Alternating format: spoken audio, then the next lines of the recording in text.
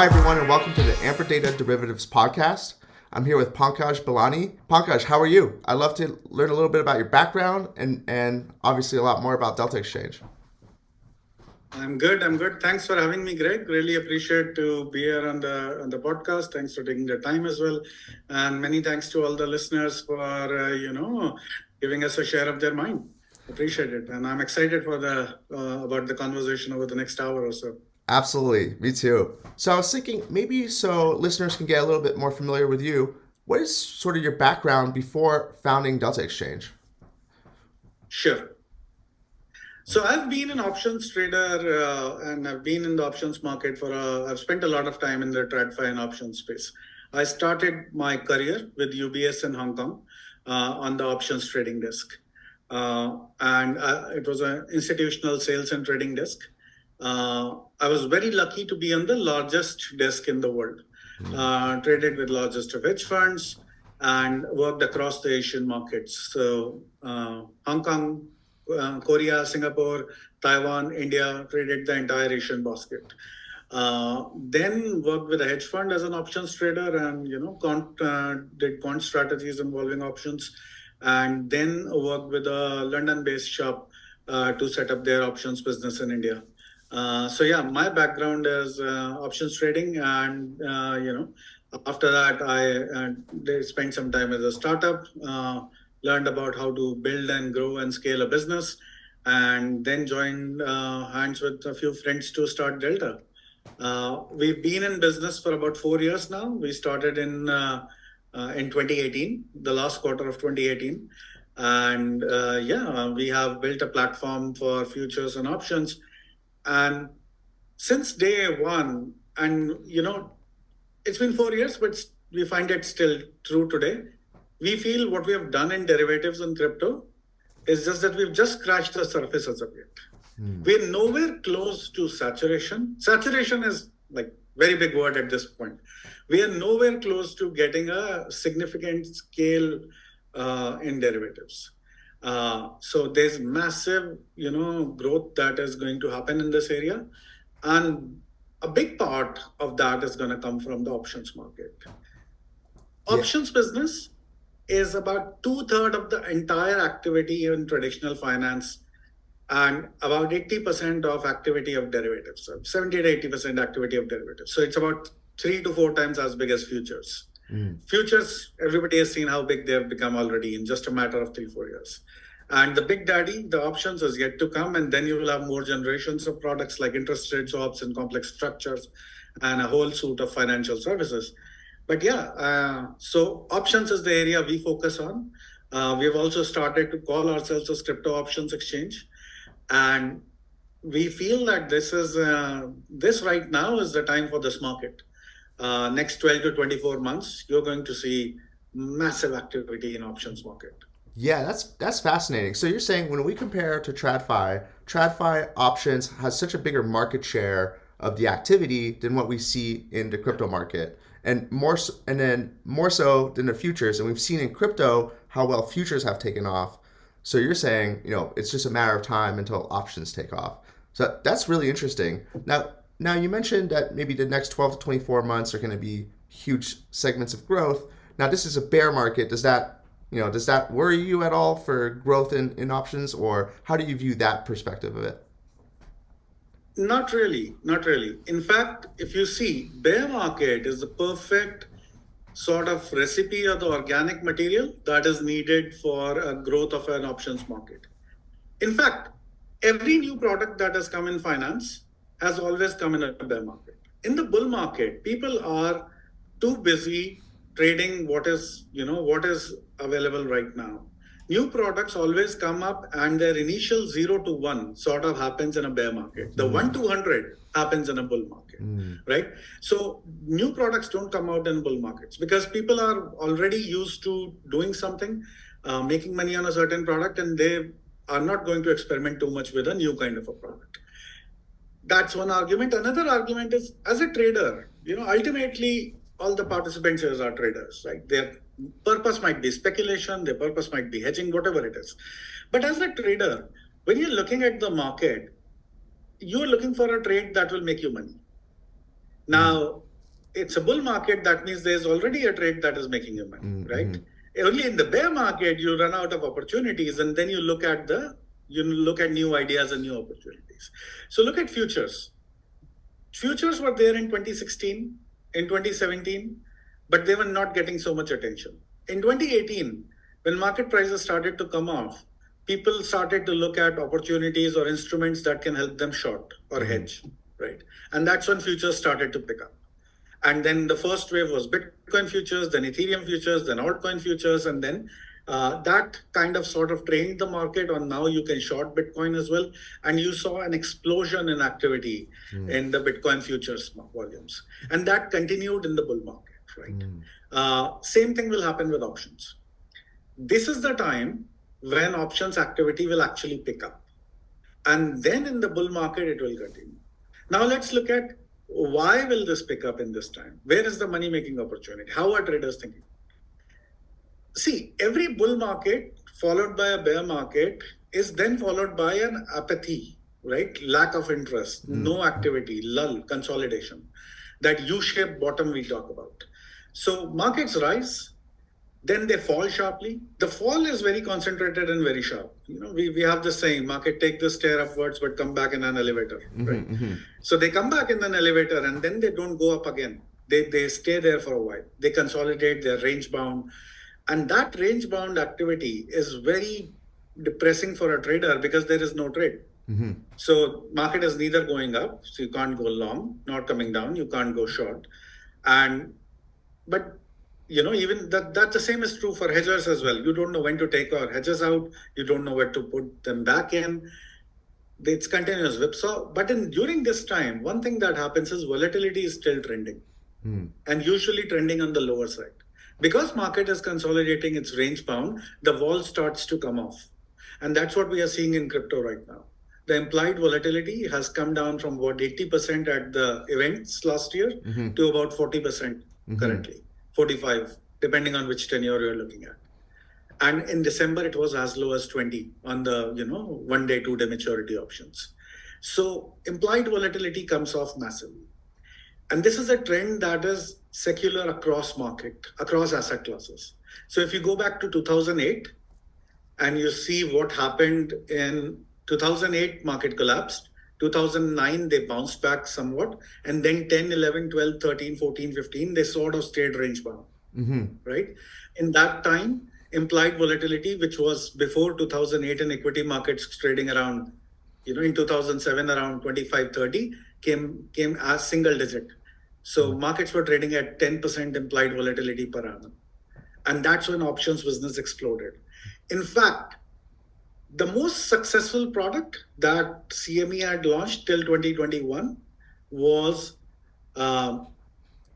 weekly options on mini S&P. And that was launched. And I have some data here and I have some slides here, I'll show them.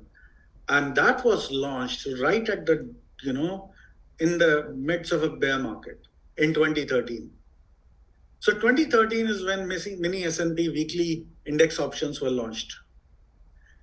And in 10 years, in 6 years, between 13 and 19, they became the most popular and the most liquid product everywhere, across exchanges, across geographies. Yeah, that's fair. Note the first 3-4 years. Yeah, look at the growth, 70 times or 50 times in 6 years. That's massive. The bull market only came after 16 or around that time, right? Early 16, late 15 and so on. Look at the first 2-3 years as well. 13, 14, the market was not as, clear. There was not a lot of growth. And still, there's about 5 to 7x growth there. And look at the growth. It's secular across bull and bear markets, right? In a negative cycle, positive cycle, you have continuous growth. So this product came at the time when there was no interest in equity markets at all. So in crypto, again, this is what's going to happen. Options are going to become popular in this time when, market is looking really bad, when there is no focus, there's no attention, because this is the time when options markets are presenting opportunities and traders are looking at that. That's fascinating. And this is the time when they're trading weekly options. Yeah, that makes a lot of sense. I can definitely see where you're coming from with that, and I think we'll see that. So, as Delta Exchange, one of the things that you guys have done so well to differentiate yourselves and essentially be the second biggest player in the market is offer altcoin options. You're like the only venue where people can trade some of these altcoin options. I always thought that was fascinating. What are some of the strategies that you guys are looking to use to grow your market share even further over the next couple of years? So yes, altcoin options, we had a bunch of them. We had Solana, we had AVAX, we had Matic, BNB, a bunch of them. Right now, we only have Bitcoin and Ether. We have discontinued some of the alts. We had XRP and a bunch of them. It's not like we have moved away from them. We'll launch them again. But from our learnings in the market, what we have realized is that in bear markets, there is always a flight to safety. There's movement towards blue chips. In a bull market, activity is more widespread, right? So it's like a compression and elongation. In bear markets, everyone moves to, sort of heavyweights. Bitcoin and Ethereum are the heavyweights in our industry. And in a bull market, when you are expecting exponential rises, then that is the time you go and move towards more of altcoin spectrum. So from a customer demand point of view, we saw that as market became more and more red starting April of last year, and prices started to collapse from 40,000, then 20, and then everyone knows what happened and so on. So we saw that traders were trading more and more Bitcoin and Ethereum options. And the demand for altcoin options were falling. And so we have gone a little slow on that part. But our vision is quite clear. In a bull market, we'll definitely look to launch them back because it's a two-sided thing, right? If there's demand, then there's supply. If there's supply, then there is demand. So in absence of demand, it becomes very, there's lack of interest from suppliers as well, market makers and participants. That look, there's not a lot of activity that we are seeing. Then we are not making very good books, and that sort of falls into a sort of a vicious cycle. But yeah, my sense is Bitcoin and Ethereum are going to dominate for the next 12 to 24 months. And 36 to 48 months and beyond, when we are again, say, in a bull territory, or beyond 24 months or whatever that time frame is, then we'll see more of altcoin activity picking up.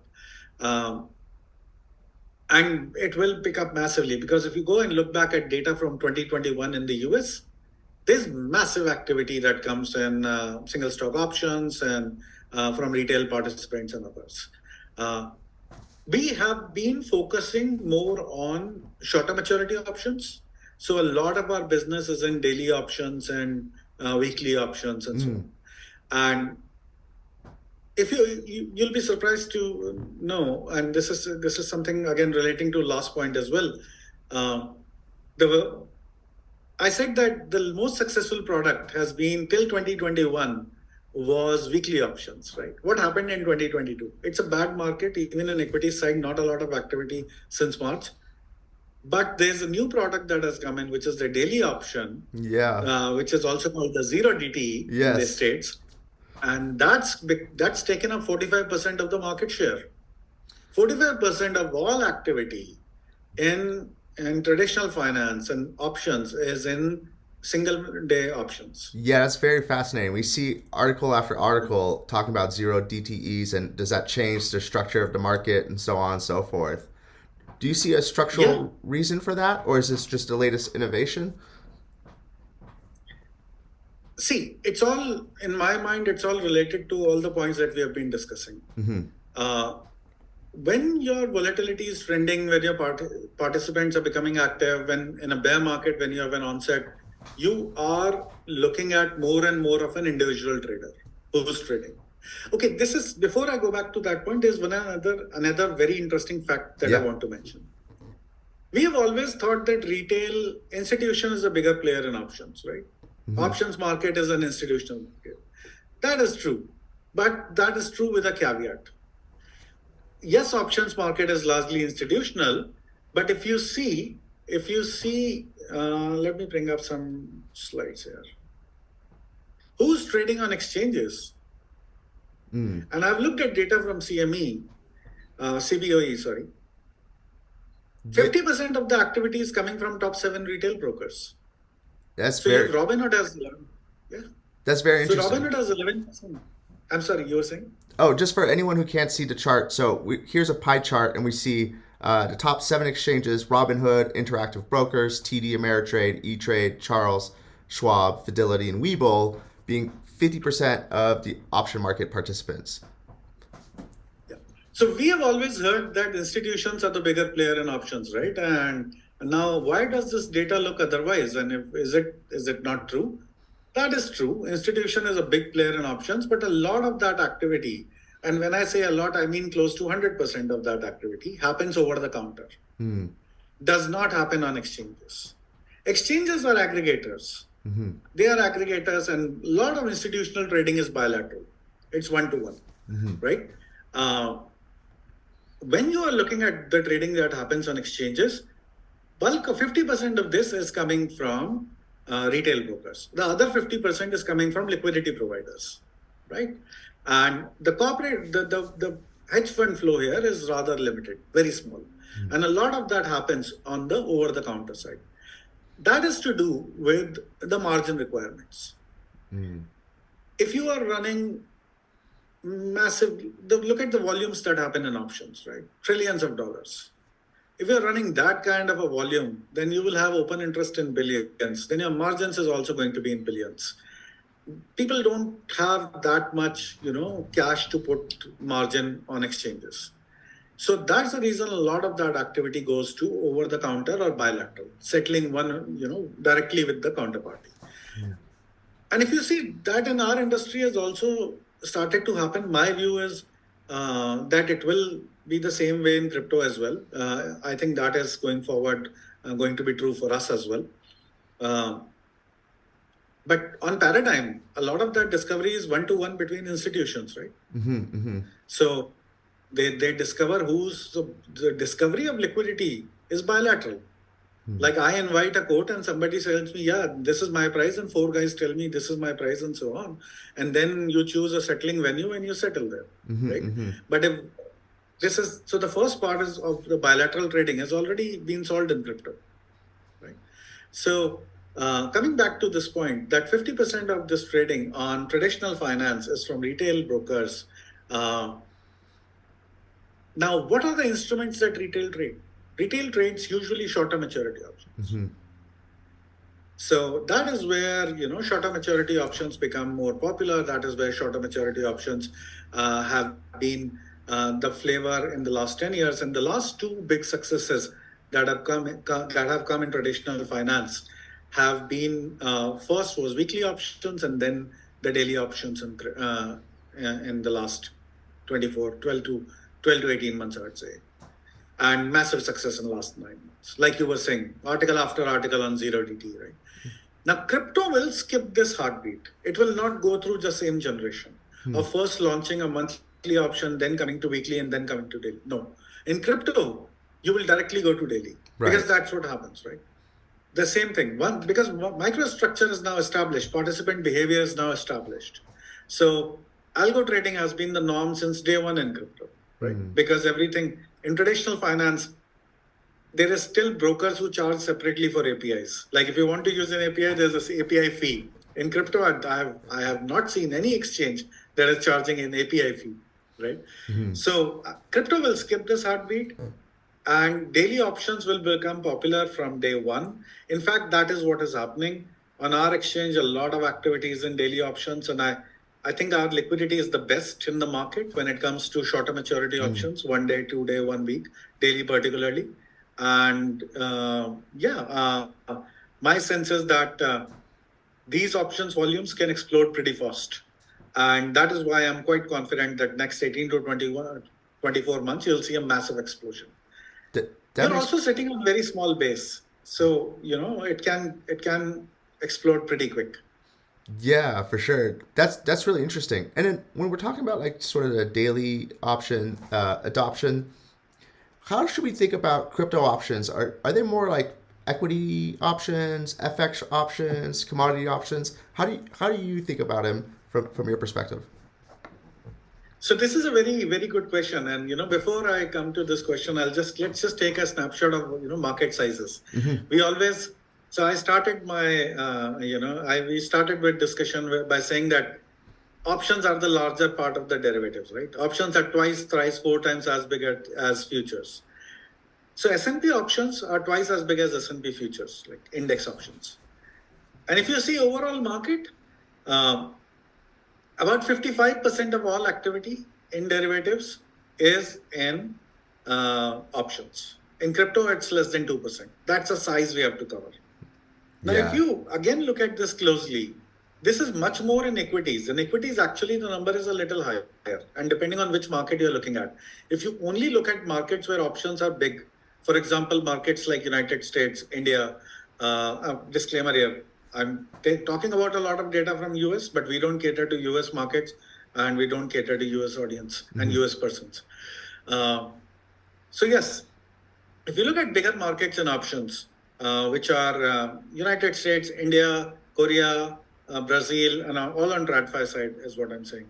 If you look at these top 4-5 markets, you'll see that the options activity is much bigger as compared to futures. And now coming to your questions, should we think of crypto as a commodity, as equity, or as currency? Which market it is most close to? So without getting into the fundamental debate of, is it a commodity, is it a currency? No, I'm not coming at it from a fundamental point of view. I'm coming at it from market behavior and participant point of view. If you look at commodity and currency markets, a lot of the flow there in derivative segment, the participants, a big part of the business is coming from corporates who are doing hedging. So for example, I'm an iron ore business or a business which is in steel. Then I have iron ore, I have an exposure to that. And maybe I have some kind of futures to hedge. If I am an oil marketing company, I refine oil, then I have crude oil to hedge, right? So there's a big business which is from in derivative segment that is coming from corporate hedging, both in case of currency and in case of commodity. In currency, if you're doing business in 10 countries, you're exposed to, currency risk of 10 countries. And you don't want that. Largely, your cost base will be central. So that's not the flow we have in crypto. Right. Now let's look at the equities for a minute. Who are the participants in equity?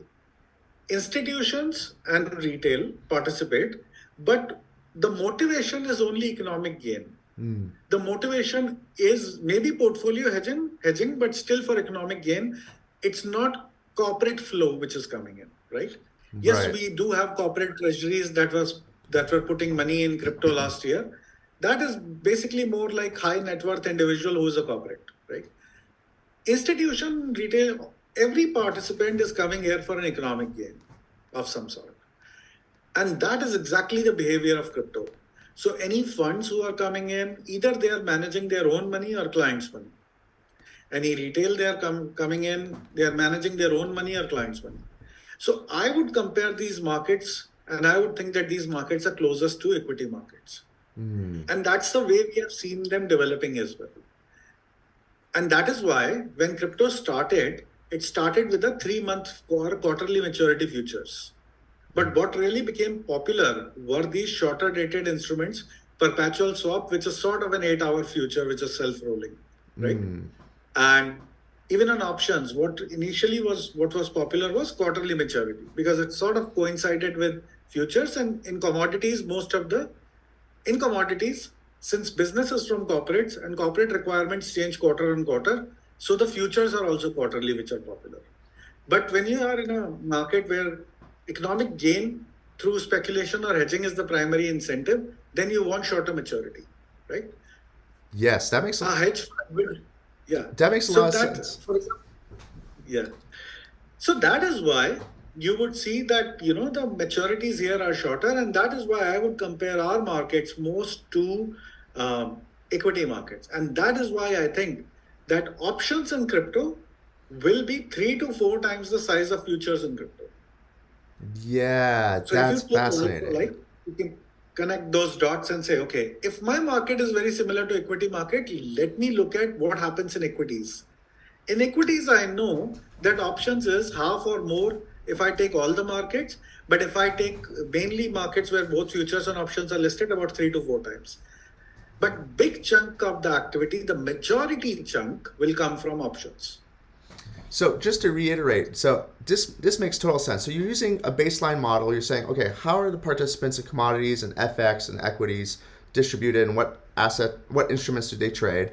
Then if we look at the flows, we say, okay, in FX and commodities, we have corporations that are either hedging their businesses, or farmers that are hedging their crops, or international trade that's hedging FX flows. So we say, okay, well, are we seeing those types of flows in crypto? No, not really. We're seeing investing or speculating in crypto the same way you would see in equities, which the incentive is not Yes. hedging a business flow or crop yield. It's investing for gain. And so now you're saying, looking at these patterns of market segmentation, what is the distribution of open interest of options versus futures in equities versus FX versus commodities?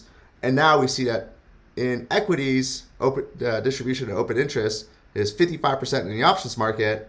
So therefore, we should see the same type of structure in the crypto market, which implies a lot of growth for crypto options, Yeah. which is very exciting. Massive growth. Massive growth. And how much? Let's try and quantify that.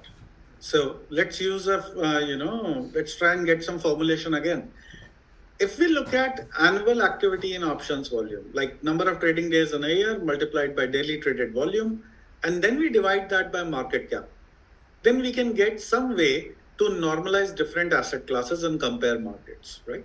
Mm-hmm. So if you take all the options activity in Bitcoin and divide that by market cap of Bitcoin, like 1 year option activity in Bitcoin divided by market cap of Bitcoin, the number you get is 0.75x, right? Or 0.75.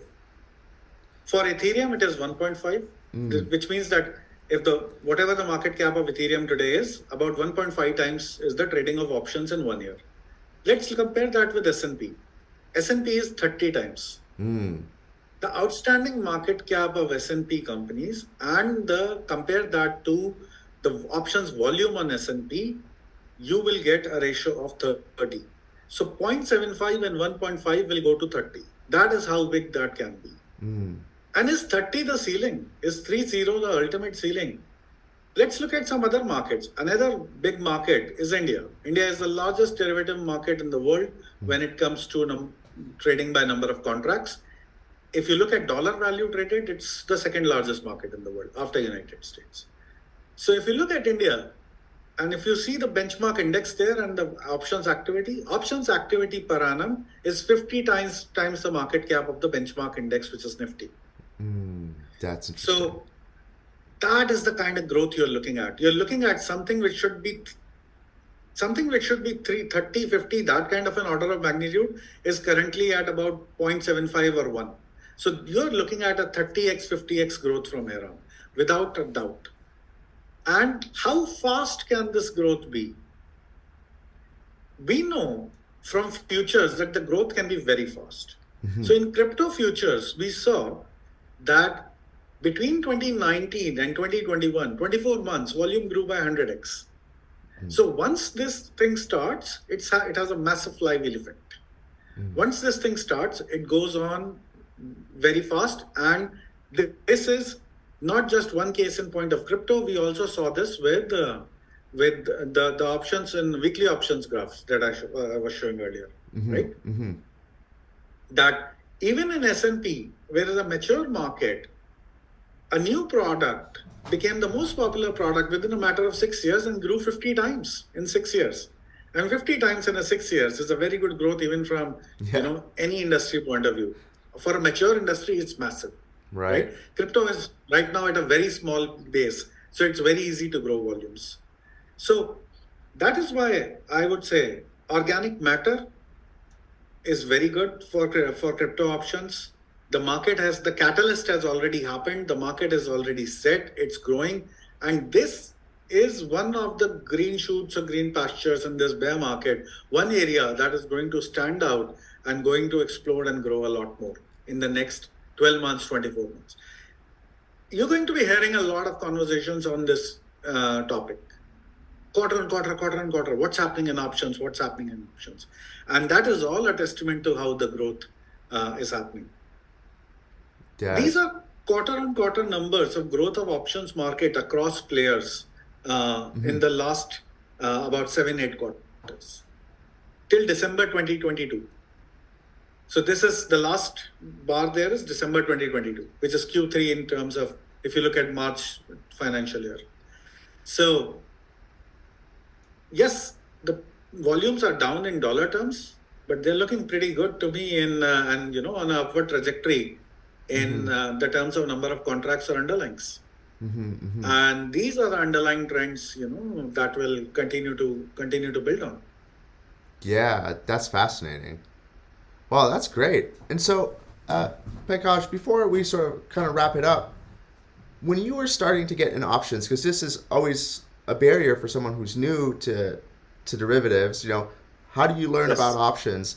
And how do you get started? So, for someone who's maybe new or a new listener or a new trader out there, when you started your career, what are some places that you started to learn about how options work and kind of engage in these markets?